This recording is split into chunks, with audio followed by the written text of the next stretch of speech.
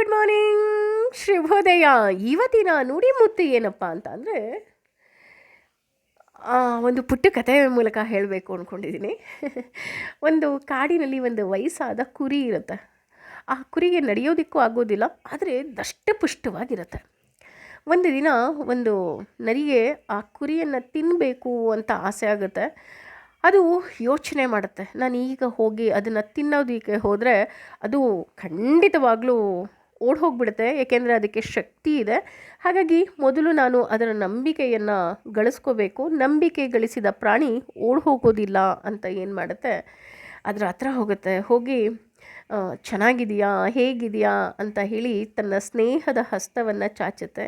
ಇದು ಸಹ ಬಹಳಷ್ಟು ದಿನದಿಂದ ಒಂಟಿಯಾಗಿರುತ್ತೆ. ಹಾಗೂ ಅದಕ್ಕೂ ಸಹ ಯಾರಾದರೂ ಸ್ವಲ್ಪ ಪ್ರೀತಿ ತೋರಿಸಿದ್ರೆ ಸಾಕು ಅನ್ನೋದು ಅದರ ಮನಸ್ಸಿನಲ್ಲೂ ಸಹ ಇರುತ್ತೆ.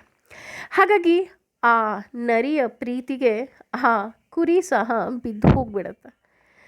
ಹೀಗೆ ಅವರಿಬ್ಬರ ಸ್ನೇಹ ಸಾಕಷ್ಟು ದಿನ ನಡೆಯುತ್ತೆ. ನಡೆದಾಗ ಒಂದು ದಿನ ಅದು ಹೇಳುತ್ತೆ, ಇಲ್ಲಿ ನೋಡು, ಎಲ್ಲ ಹುಲ್ಲೆಲ್ಲ ಒಣಗಿದ ಹಾಗಾಗ್ಬಿಟ್ಟಿದೆ, ಈ ಹುಲ್ಲೇನು ತಿಂತೀಯ? ಕಾಡಿನ ಆ ಕಡೆ ಅಂದರೆ ಇನ್ನೊಂದು ಭಾಗದಲ್ಲಿ ಹಸಿರು ಹುಲ್ಲಿದೆ, ತುಂಬ ಚೆನ್ನಾಗಿದೆ, ಅಲ್ಲಿ ಪ್ರಾಣಿಗಳೇ ಇಲ್ಲ.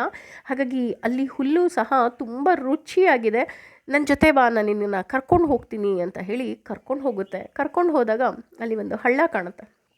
ಆ ಹಳ್ಳದಲ್ಲಿ ಆ ಕುರಿನ ಬೀಳಿಸೋದಕ್ಕೆ ಮೊದಲು ಏನು ಮಾಡುತ್ತೆ, ಈ ನರಿ ಮೊದಲು ಬೀಳುತ್ತೆ. ಬಿದ್ದುಬಿಟ್ಟು, ನೀನೀಗ ಬಾ, ಇಲ್ಲೇನೂ ತೊಂದರೆ ಇಲ್ಲ, ಆರಾಮಾಗಿ ಹೋಗ್ಬೋದು, ಬಾ ಬಾ ಬಾ ಅಂತ ಆ ಹಳ್ಳಕ್ಕೆ ಅದನ್ನು ಇಳಿಯೋ ಹಾಗೆ ಮಾಡುತ್ತೆ. ಇಳಿದಿದ್ದ ತಕ್ಷಣ ಆ ಕುರಿಯ ಮೇಲೆ ಆ ನರಿ ಆಕ್ರಮಣವನ್ನು ಮಾಡುತ್ತೆ.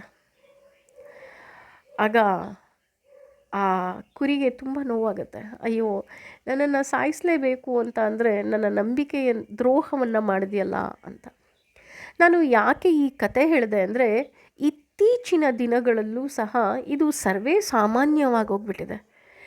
ನಿಮಗೆ ಕಂಪನಿ ಕೊಡ್ತೀವಿ ಅಂತನೋ, ಅಥವಾ ನೀವು ಒಬ್ಬರೇ ಇದ್ದೀರಾ ಅಂತನೋ, ಅಥವಾ ನಾನು ನಿಮ್ಮವರು ಅಂತ ಈ ರೀತಿಯ ಸಾಕಷ್ಟು ಜನ ನರಿಯ ಮುಖವಾಡವನ್ನು ಧರಿಸಿ ಬರ್ತಾರೆ.